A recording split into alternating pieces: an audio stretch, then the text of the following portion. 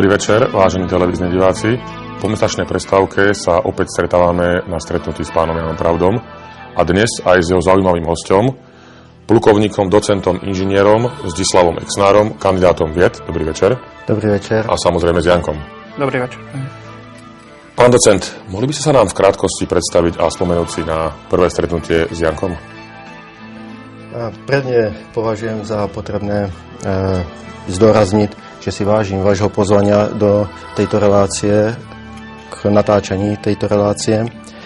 No a i keď nebývame tak ďaleko od seba, ale plnenie našich povinností nám nie tak často umožňuje, aby sme sa stretávali, ale vždy, keď sa stretneme, tak vyriešime plno zaujímavých vecí, ktoré sú spoločné pro nás oboch, ale aj pro ostatných našich priateľov. Sú to veci, ktoré sa týkajú tajomná, veci, ktoré sú neobvyklé v našom živote a spoločne vždycky sme si mali čo povedať a vyriešili sme plno vecí. Ďalej by som rád povedal niečo o sebe. Som českej národnosti, prihlásil som sa k slovenskému občanstvu a bez události plnení služobných povinností predurčil, aby som po roku 85 zostal tu a snad už aj natrvalo. Keď som sa mal rozhodnúť, jestli zostať na Slovensku alebo nezostať, dohodli sme sa s mojou rodinou, že na Slovensku sa nám páči, že tu máme veľa priateľov, je tu pekná príroda a to všetko nakoniec spôsobilo to, že sme zostali tu na Slovensku a myslím, že toho ani neľutujeme. Rád som medzi ľuďmi, zvlášť medzi takými, ako ste vy dvaja. Rád sa s nimi rozprávam. Mám radosť, keď sa usmievajú, keď sú spokojní, šťastní. Bohužiaľ v poslednej dobe ľuďmi, ktorí sú trocha zamračení, takí akoby spíš zahlbaní do sebe. Ale verím tomu, že je to dočasný jav a že sa zase všetko vráti a že budeme stretávať ľudí, ktorí sa budú navzájom usmievať. Mojou profesiou je kybernetika, riadení, navádzacie systémy. Som vojak. A možno na prvý pohľad to, o čom tu budeme teraz hovoriť, tak docela nesúvisí s tým tématom, ktorý sme si vybrali. Ale ja si myslím, že sú to veci, ktoré by sme mali rozobrať, pretože všetko, s čím sa stretávame, je vec riadenia. Všetko sa riadi, všetko nejakým spôsobom spolu súvisí. Veď si vezmete, keď ruka má uchopiť pohár, tak vlastne o čo ide? Mozek musí vydať cez nervy, musí vydať pokyny svalom, aby ten pohár uchopili. Koľko rôznych príčin, koľko rôznych vecí, faktorov pôsobí na tú ruku, aby ten pohár v konečnej fázi nakoniec uchopil. Je to vzájemná súvislosť, nič nie je osamotené. Všetko má nejakú spojitosť. A tak má spojitosť aj vesmír, človek tu na Zemi, všetko, čo sa kolem nás deje a ešte veľa rôznych vecí, ktoré sú kolem nás. Asi toľko k úvodu. Ďakujem. Janko, ty spamätáš v krátkosti na prvé stretnutie s pánom docentom? Áno, spomínam si na prvé stretnutie. My sme sa vlastne stretli na základe výskumu vojenskej nemocnici Ružomberok.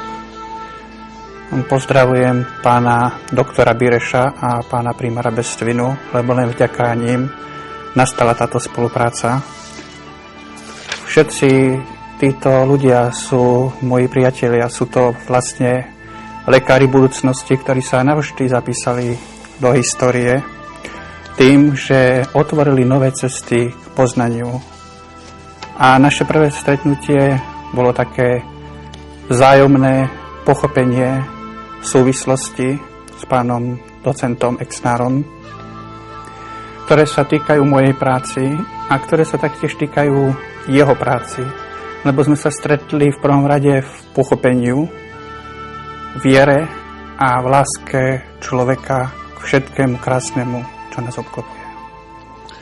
S pánom docentom a s Jankom aj s ich priateľmi som sa zúčastnil na niekoľkých rozhovoroch. Pán docent, vaše názory a samozrejme, Janko, aj tvoje, na vznik vesmíru, človeka, zeme, pyramídy ako také sú veľmi zaujímavé a preto by som bol rád, keby ste ich tu spoločne mohli prezentovať. A preto sa aké poslanie má človek na Zemi? Aké poslanie má človek na Zemi? Prečo tu je? Prečo bol stvorený? Ja sa domnievam, že toto je jedna ze základných filozofických otázek vôbec. Pretože túto otázku tá súvisí se všetkým. Súvisí s existenciou tohoto sveta. Začať rozprávať a objasňovať túto otázku, musíme začať od toho, akým spôsobom vznikol tento vesmír. Všeobecne uznávanou teóriou je teória veľkého tresku, teória Big Bangu. A od tejto teórie, pripomeniem vás aspoň tie základné údaje o tej teórii, že vesmír vznikol v nekonečne krátkom okamžiku. Vznikol za nepredstaviteľných podmienok, teplotných, tlakových. A postupne sa začína objavovať žiarenie. Toto žiarenie sa pretransformuje do atomov, hmoty, jednotlivých částoček a vplyvom gravitačných síl, to je síl, ktoré priťahujú hmotu, tak sa začínajú vytvárať väčšie uskupenia hmoty, vznikajú meteority, planety a to všetko za stáleho pohybu, okolo seba. Vznikajú akési aj usporiadané pohyby planét okolo Slnka. A v tomto prípade začínajú vznikať aj podmienky pro vznik života, začínajú vzájemne spôsobiť medzi sebou jednotlivé chemické reakcie a na základe toho potom vzniká život na tejto planete. V podstate je to akási Darwinová vývojová teória, ktorá ovplyvnila celý vývoj. Ale nie v tom smyslu, tak ako je chápaný, že bol a že sa to vyvíjalo. Ja sa domnívam, že predsa len nejakým spôsobom ten vývoj na Zemi bol usmerňovaný. Však pozrime sa na tú zložitosť ľudského tela. Na to, akým spôsobom je to telo vlastne tvorené. Vezmeme si napríklad obličky. Aký majú význam v človeku. Ich zložitosť. Ale na druhej strane geniálna jednoduchosť. Keď si vezmeme, tak v podstate v tom bohománovom váčiku sa vylučuje z krvi voda, soli a ďalší prímesy, ktoré následne v ďalšej časti toho obličkového kanáliku, v tej tenkej časti sa znovu vrací, reabsorbuje voda naspäť, soli sa reabsorbujú naspäť a to, čo má z tela odísť, s tou vodou odchádza von. Predsa nie je možné, aby niečo tak zložitého a ďalšie orgány počia obličky nie sú len výjimečným, ale vezmeme si oko alebo ktorýkoliv iný orgán. Keď je takto zložitý, ja sa domnievam, že nemohol vzniknúť sám od seba. Že tu muselo niečo byť, nejaká idea, ktorá riadila vývoj človeka na tejto zemi, ktorá riadila to, ako sa to má vyvinúť a akú to má mať konečnú podobu. Tejto idee vlastne sa celý ten vývoj prispôsoboval a dosáhol až toho stavu, ktorý v podstate teraz tu je. Janko, aké je miesto človeka vo vesmíre? Ja si myslím, že človek vo vesmíre by sa mal cítiť veľmi malý. Mal by cítiť svoju malosť, ale veľkú spojitosť so všetkým, čo ho obklopuje. Mal by sa cítiť ako malý vesmír. A mal by pokladať všetko, čo ho obklopuje, za svoju predĺženú súčasť. A mal by to všetko chrániť. Na tejto zemi je preto, aby vyžaroval svetlo v poznaní, v pochopení, v liečení, usmerňovaní, pomoci chorým, trpiacim a hlavne, aby sa vyvíjal a pochopil dospel k určitému štádiu poznania. A k tomuto poznaniu môže dospieť jedine vtedy, ak bude pokorný a ak nebude hovoriť len, že to, čo on vie, je jedinečné a správne. Pán docent, ako vnímate poslanie a postavenie pyramídy vo vesmíre? To má podľa môjho názoru samostatné miesto. Ja by som to naviazal asi takým spôsobom. Ja som tu pred chvíličkou hovoril o tom, že človek sa nejakým spôsobom vyvíjal odniekam. Ale kde je ten vzor? Kde bol? Podľa môjho názoru ten vzor je v nejakom systéme, ktorý to obsahuje. A vyvíjal sa podľa Boha. Boh určil, ako má človek vyzerať. Boh stvoril človeka. O tom, že Boh jestvuje. Som presvedčený o tom, že každý náš záchvev, každý rast vlasu, každé naše vyjadrenie svojich pocitov, či je to emotívne vyjadrenie v hudbe, v speve, či je to pocity z farieb, z nádhery, z krásy, ktorá nás obklopuje, z toho nepoznaného, čo nevieme vyjadriť.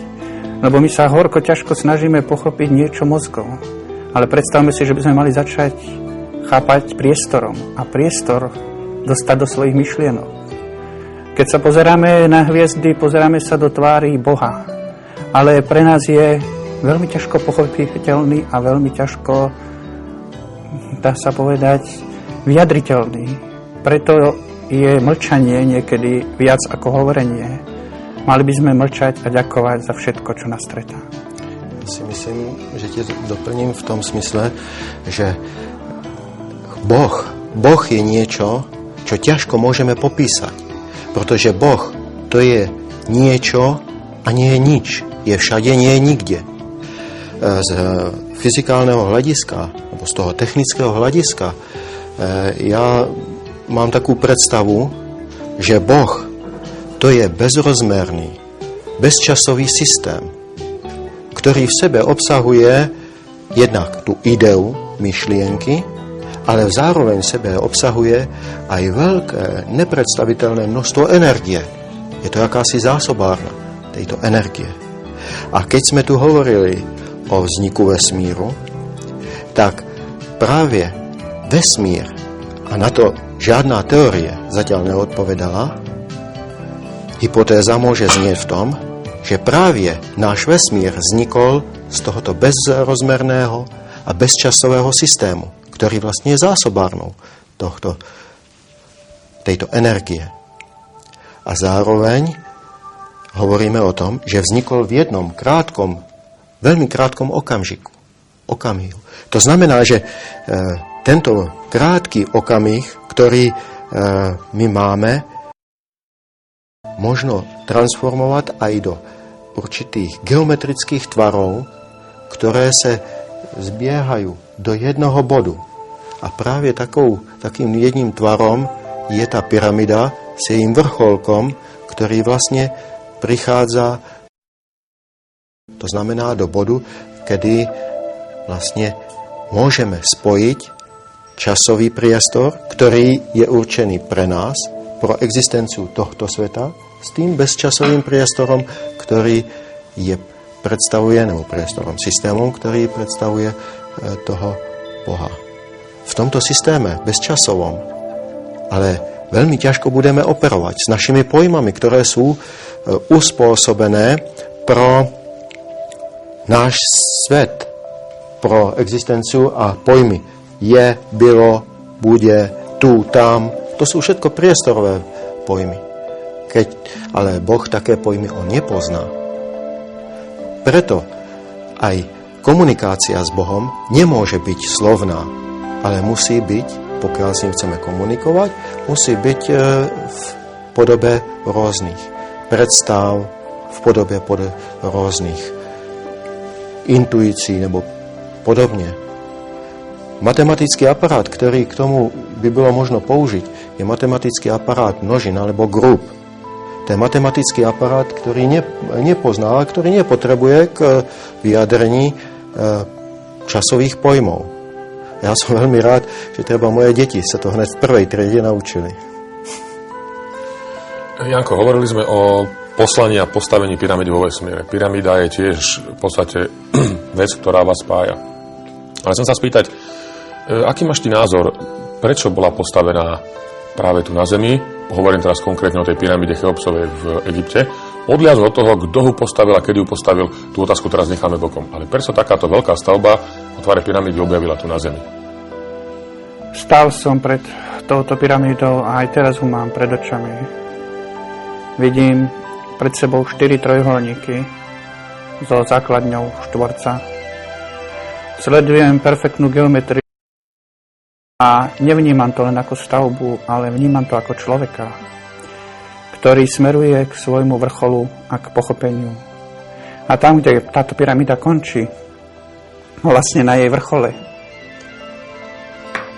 začína ten druhý vrchol, myslený, ktorý je otvorený priestor kozmu, spája nás hviezdami, s polohou a práve túto Cheopsovú pyramídu postavili tak, že to nebola len nejaká nezmyselná stavba, ktorá by neplnila určitý cieľ.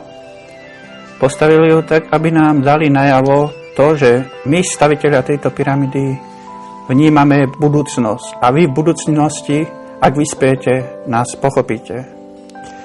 Určili tam presné rozmery a podľa tých rozmerov rôzni bádatelia vedci napríklad zistili, že je to 1 triliontina Zemi. Áno. Zistili tam rozmery, ktoré sú zakodované v tých polohách, kde sú chodby obrátené k hviezde, súhviezďu Orion, súhviezďu Psa a tá druhá strana vedie k polárke. Je tam využité magnetické pole Zemi, to, že naša Zem sa točí, nakláňa, otáča a že vesmír je v gulovitých tvaroch, ktoré túto kozmickú, dalo by sa povedať, reliktovú energiu, ešte nie je ani presne názov tejto energie, dokonale odrážajú a tá pyramída ju spracúva, transformuje. A myslím si, že tým aj vyrovnáva určité energie na tejto Zemi, lebo naša Zem je hrozne rozhádzaná. Som presvedčený o tom, že tí, ktorí stavali túto pyramídu, mali fantastické poznatky o astronomii, že ju nestávali ručne, že mnohé technológie boli ešte dokonalejšie, ak sú teraz. A môj názor na pyramídy je taký, že tí, ktorí ju sem prišli postaviť, dobre poznali už polohu, zemepisnú šírku, že už poznali prostredia klimu, v ktorej človek vydrží. Myslím si, že pyramída sú časové hodiny, ktoré pôsobia nielen na čas a priestor a na reálne chápanie, ale je to vstup do nereálneho chápania, do ríše snov, do ríše tajomnej energie, do ríši frekvencií, do transformovania odrazov a sklonov nepoznaných zakrivených priestorov, o ktorých sa nám nesníva. Je to spôsob, ako sa dostať veľmi ďaleko. Ale dokážeme to len vtedy, ak prestaneme pyramídu chápať, že je to nejaký primitívny brúsič, šiletiek, alebo prístroj, ktorý dokáže dehydrovať alebo likvidovať lesne. Takýto pohľad ja na pyramídu nemám. Je to len určité zistenie určitých ľudí. Pohľad na pyramídu je komplexný. Pyramída v ľudských bunkách. Aj to najmenšie súvisí s tým najväčším, preto som presvedčený, že geometria, ktorá je trojrozmerná, je výška, šírka, dĺžka, tak ako sa my chápeme. Ja vidím, že tá geometria má a naše pochopenie ešte strašne veľa rozmer. Dá sa povedať, že strašne veľa nepochopeného, že existuje ďalší, štvrtý rozmer, že existuje priestor X, Y a ešte ďalej a ďalej by sa dalo ísť. Až sa dostaneme do beztvarevého priestoru, kde existuje len bytie. Bytie je vlastne akási informácia, pamäť bez hmoty. A práve toto bytie nám tieto pyramídy sprostredkovávajú spätky do našeho času. Preto môžu slúžiť na veštenie, na prechod do budúcnosti, do minulosti. Ale tento pohľad skutočne, ak ho chceme mať takýto, musíme... Pán docent, na doplnenie? Ja by som snad doplnil len toľko, že vlastne pyramidy majú dva smery nebo dva rozmery. Prvý rozmer je ten fyzikálny, o ktorom tu bolo povedané, že sa jedná o tie fyzikálne prejavy. Ale druhý rozmer je práve rozmer informatívny. Informácie a možnosti transformácie informácie do našeho priestoru. Pretože jedná sa o to, aby bola možnosť pretransformovať informácie z toho bezčasového, bezrozmerného pola od Boha smerom k nám. A túto možnosť nám práve pyramidy dávajú, pretože my sme závislí na čase. My sme tu v tomto priestore. A v podstate my sme ešte neodpovedali na tú prvú otázku, prečo je tu ten človek. Človek je tu vlastne preto, že vznikol na základe popudu Boha, ktorý je bezrozmerný a bezčasový. To znamená, pokiaľ nemá rozmery času, nemôže sa ani vyvíjať. Sú tam údaje dané, ale nemôžu sa vyvíjať. A my sme tu v tom prípade preto, ako jeho styčný bod, ako styčná predĺžená ruka, ktorá umožňuje tomu Bohu, aby žil, aby s nami a našim prostredníctvom byl. Aby mohol existovať. On komunikuje s námi cez transformačné rovnice bezčasového a časového pole a my naopak mu vraciame nazad veci, ktoré my spracujeme ako odozvu toho našeho poslania tu na tejto zemi. Čiže asi v tomto smere by sme mali chápať naše poslanie a pokiaľ by došlo k tomu, že naše poslanie niekto poruší toto poslanie, to znamená, že prestane byť pre Boha účelným, že prestane plniť tú jeho základnú funkciu tu na zemi, to znamená vytvorení informácií, tak potom ten Boh o nej prestane mať záujem. Takového človeka prvne varuje, dá mu výstrahu a tá výstraha je v podobe rôznych nemocí, rôznych poťaží. A pokiaľ takúto výstrahu ten človek si neuvedomí, tak potom Boh si ho povolá pred svoj súd. No po týchto kvalifikované vysvetlení pyramídy by som teda rád prezentoval pre to združenie Pyramída Pravda túto štúdiu, ktorá je podľa mňa veľmi kvalitne spracovaná. Je to štúdia síce aj ale väčšikrát do odborných rúk, nie do laických. Je tu na 8 stranách, ešte raz ukážem, tak to si to asi nejako Janko predstavuje, v akom prostredí by to mohlo byť. Je tu kvalitne spracovaná v podstate taká prezentácia, ako by to malo byť. Je tu kvalitne spracovaná statika, kvalitne spracovaná opláštenie a plus technický popis a riešenie, plus celé finančné vyjadrenie. Takže naozaj tí zaujímaví investori, ktorí by mali o to záujem, je im táto štúdia k dispozícii. Pán docent, ja sa vás chcem spýtať, aký máte vy názor na takúto stavbu? Vy už neviete, že Janko toto by chcel postaviť. Čo si myslíte, aký by to malo prínos pre jeho prácu, alebo teda pre vašu spoločnú prácu? Ja si myslím, že to je stavba, ktorá by mohla posunúť a určite pokiaľ bude realizovaná, zažijeme dostatok prostriedkov, posunúť naše vedomie, naše poznanie ďalej. Pretože práve to je možnosť, ako ďalej experimentovať, ako robiť ďalšie pokusy, ktoré sa potvrdia alebo nepotvrdia. Však teraz hovoríme o hypotézach. Hypotézy sú od toho, aby sme stanovili nejaký cieľ a ten cieľ by sme mali potvrdiť. Alebo vyvrátiť. Potom je potrebné zvoliť inú hypotézu. To znamená, že je to jedna z možností, ako overiť to, o čom sme si tu rozprávali. Ako ty si už veľakrát sa k tejto stavbe vyjadril, ale nedá mi, aby som ti nedal aj k tomuto slovo, pretože sa jedná o tvoj už dlhodobý, v podstate stále ešte sen, ale ja si myslím, že sa už práve takýmito štúdiami pomaličky začína približovať k realite. Takže tvoj názor? Môj názor je asi taký. Zatiaľ naše poznanie dospelo k tomu, že v tomto priestore sa vytvára akási zvláštna energia. Pôsobí na ľudí a pôsobí i na zvieratá. Na zvieratá takže ju v zvýšenej miere vnímajú, čiže sa snažia približiť k nej, priťahuje ich. Na ľudí takže dokáže odstrániť u nich určité exémy, plesne, dokáže konzervovať, dokáže energetizovať, dokáže dávať pocity a videnia, ktoré v bežnom spôsobe nie sú možné. Pri slabej koncentrácii umocňuje koncentráciu.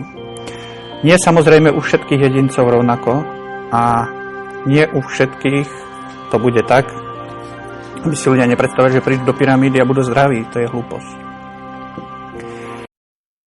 Zo zosilovačov kozmickej energii jeden zo systémov pre človeka, ktorý slúži na jeho pretransformovanie alebo na jeho rozvoj.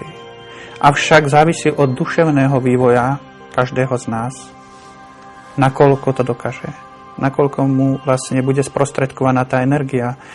To závisí od toho, akú frekvenciu obsahuje v sebe, aký vzťah má k tejto pyramidálnej energii, aký vzťah má v prvom rade samozrejme k Bohu, k vesmíru, k hviezdám a k všetkému, čo mu príroda tu poskytuje, dáva. A na akom stupni je schopný komunikovať s kryštálmi, s kovmi, s kameňmi, so zemou, s vodou, s hviezdami, so živlami, ktoré ho obklopujú. Ja som presvedčený o tom, že každé ľudské úsilie, všetko, čo človek v živote prežil, čo pochopil, mu dáva novú silu. A pyramída je niečo nové. Ak ste si všimli, ja som prišiel s touto myšlienkou k jej realizovaniu a využitiu. Teraz nastal BOM. Vykúpili sa obchody s kryštálmi, prišli obdobie, kde ľudia si postavili pyramídy v záhradách a podobne. Čiže začína táto pyramída sa presadzovať hmotne. Ale to nie je cieľ mojej práci. Cieľ mojej práce je pochopiť ju duševne. Pochopiť svetlo lásky, ktoré k nám prichádza v určitom tvare, ktoré zaznamenáva celá história v podobe trojuholníkov. To sú reliefy na kostoloch, kde je vlastne vyjadrené, že existuje v kozme určité energetické symbolické písmo, cez ktoré už komunikovali inteligentné, rozumné, energetické bytosti s ľuďmi. Ďalej. Pyramídu chcem postaviť preto, aby sme prestali všetko vnímať hmotne. Aby sme všetko prestali vnímať len cez peniaze. Ja chcem premeniť energiu peniazy na niečo hmotné a duševné. Nie na niečo stále predajné a kupiteľné. A chcel by som, aby u človeka tieto hodnoty raz sa zmenili. To si z celého srdca stále pri mne prajem. Aby človek zase našiel spátky tú svoju vnútornú hodnotu. Lebo len vtedy sa môže rozsvietiť. Len vtedy môže byť šťastný, ak sa oslobodí. Ak prestane byť naviazaný na všetky hmotné statky, na všetko to, do čoho je v tomto obrovskom kolotočí neporiadku a chaosu tak silno zapojený, tak silno vystresovaný, že sa stal, dá sa povedať, nie energiou kozmickou a vysokofrekvenčnou, ale stal sa hmotnou energiou, ktorá je veľmi vypočítavá, predajná, kupiteľná a usmerňovaná k nízkym frekvenciám zeme a hmoty. A preto, ak sa nevrátia k človeku pocity, ak človek nepochopí svoju podstatu v tom, že pre ňoho vychádza slnko, zapadá mesiac, že všetko, čo prežíva, je neopakovateľné, že tu žije krátko. Nech si to nestrpčuje. Ja mu to v tej pyramíde chcem ukázať v podobe svetla, v podobe toho nového pocitu. To je cieľ mojej práci. Nie len vyliečiť rany tela, ale hlavne rany duše. O tom ide najviac. A cez to sa vylieči aj telo. Pred príchodom do štúdia si sa zhodli obidvaja v názore, ako by mal prísť pripravený pacient nie len k tebe, ale teda celkové k nejakému terapeutovi. A práve teraz si spomínal, že teda väčšina národa, alebo teda väčšina ľudí žije naozaj v strese a v určitom chaose a keď mu príde na jeho tele alebo na jeho duši, psychike nejaký problém, v podstate sa len na chvíľočku z tohto chaosu vytrhne, príde k nejakému liečiteľovi, alebo teda príde ku konkrétnemu liečiteľovi k tebe, ale nevie sa z toho stavu, z toho chaosu dostať preč. Tak sa vás pýtam, ako by mal prísť pripravený človek k terapeutovi? Taký príklad. Keď sa človek narodí, tak to je jak prázdna nádoba, ktorá sa začne postupne plniť vodou, ktorá sa začne plniť. Postupne, ak sa vyvíja, tak tá voda pribúda, človek žije a za nejaký čas, keď žije, tak urobí tu nejaký špatný čin, nesprávny čin, jinde. A v podstate tento čin, ktorý neodpovedá celkové morálke a tak ďalej, tak ten spôsobí do tého nádoby jakýsi otvor, dieru. Ďalšia energia z tej nádoby potom uteká, ide preč. Taký človek začne pociťovať, že mu niekde niečo chýba. Začne sa to prejavovať na jeho fyzickom zdraví. Onemocní tu, tam a potom taký človek potom príde k tebe do ambulancie a žiada o pomoc. Dobre, máme dve možnosti. Vziať vodu, nebo tú energiu a do toho pohára, ktoré tam má tie otvory, naliať. Áno, je to pomoc na týždeň, dva. Tá voda, energia stojí. Ale to nie je podstata, to nie je vlastné liečenie. Jediným prostredkom, ako by človek mohol vyzdravieť, je tie diery toho pohára zaplátať, zaceliť. To znamená, že by mal zmeniť spôsob myslenia, spôsob svojho správania, nazerania, vzťahu k iným ľuďom, zvieratám, predmetom, uvedomiť si celú tú súvislosť rôznych javov, dejov celého toho života. A teprve potom ten človek môže sa vyliečiť. To znamená, že človek, ktorý príde do ambulancie, by mal od svojho základu zmeniť spôsob svojho života. Janko, ty by si ako predstavoval, aby prišli pacienti k tebe pripravení? No, v prvom rade je to veľmi ťažko začať od pacientov, lebo ja musím začať v prvom rade od seba. A za to, že robíme v stiesnených podmienkách, je jednak ten počet ľudí, ktorí sa chcú ku mne dostať, veľmi veľký a už tam vzniká základné napätie, ktoré ja musím veľmi ťažko tlmiť. Tá miestnosť nie je dostatočne veľká, čiže aj to prostredie, do ktorého by ten človek mal prísť, by malo inak vyzerať. Ale zatiaľ, bohužiaľ, ja sme radi, že sme v takých podmienkach, akých sme. To znamená, že stavbou tej pyramídy chcem v prvom rade vytvoriť prostredie okolo seba.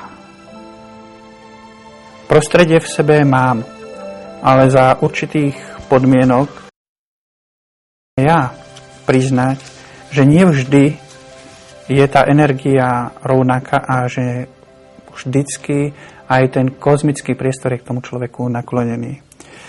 Závisí to od toho, ako ten človek pristupuje k svojmu životu, ako sa správa voči iným. Lebo ak má k sebe niekto lásku a je veľa, nepotrebuje ani nejaké veľké pocity, lebo mnohí ľudia si myslia, čím viacej tepla, čím viacej prúd, tým budú zdravší. Ste úplne na omyle. Čím silnejšie pocity, tým lepšie. A toto není podstata tej liečby. Tá podstata tej liečby je niekde v hĺbke duši človeka. A práve preto je dôležité, aby ten človek nečakal tú pomoc len odo mňa, myslel si, že to robím len ja. Ja som len akýsi spojovací kanál. Tá pomoc prichádza z kozmu. A neprichádza len z času. Prichádza z iných priestorov.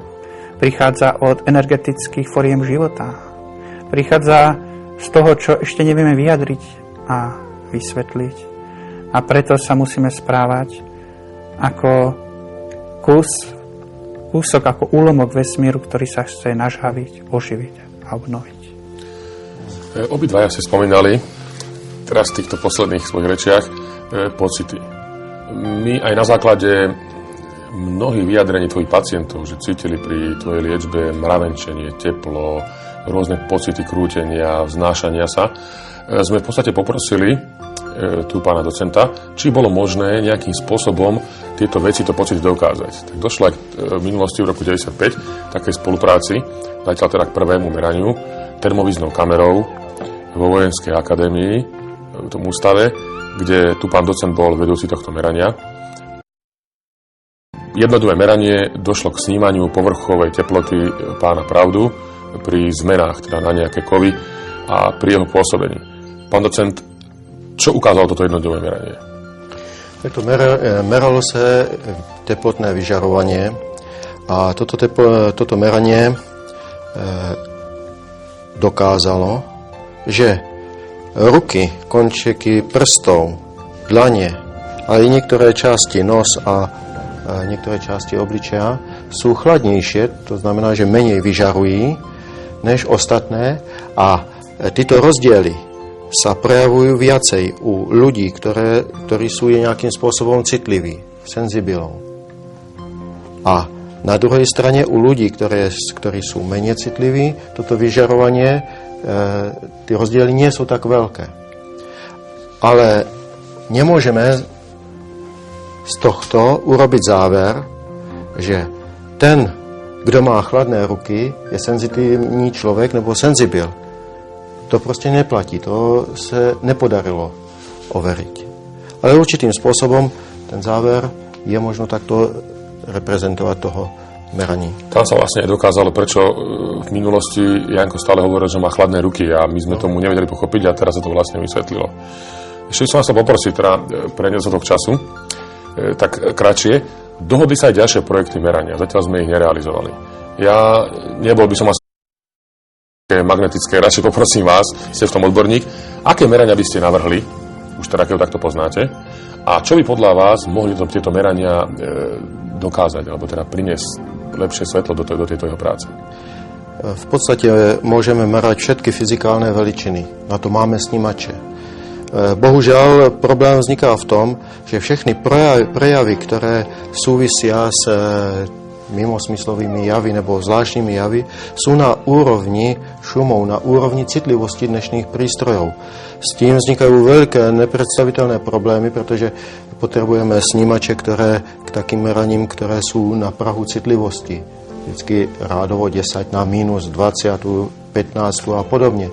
To znamená, že s takýmito meraními by sme mohli treba pokračovať v pyramide alebo v nejakých takýchto zariadeniach, kde by dochádzalo k extrémnym zmenám. A tá pyramida by k tomu mohla určitým spôsobom prispäť a mohli by sme tam uskutečiť niektoré merania, treba tých elektrických veličín, magnetických veličín, gravitácia a podobne. To by bolo.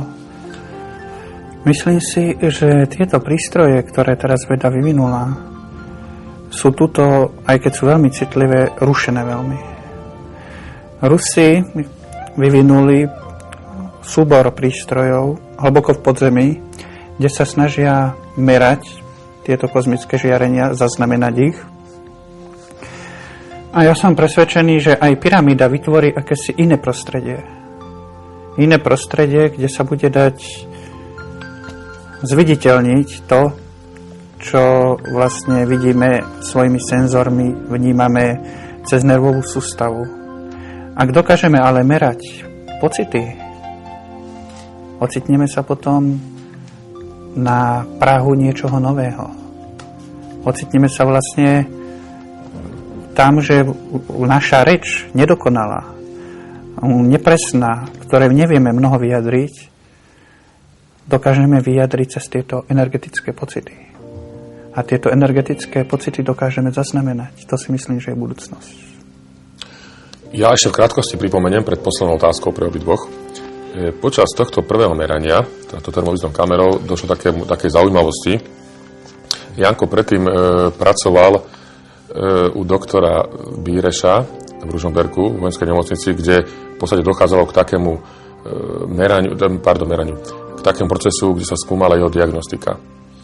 A bol tam jeden doktor pri tomto meraní, ktorý povedal, že on to raz chce vidieť, teda ako sa hovorí, a ako 1000-krát počuť. Doniesol 2 karty zabalené v obálke a občianske preukazy. Janko si vypýtal od toho pána, sa mi zdá, výšku a vek.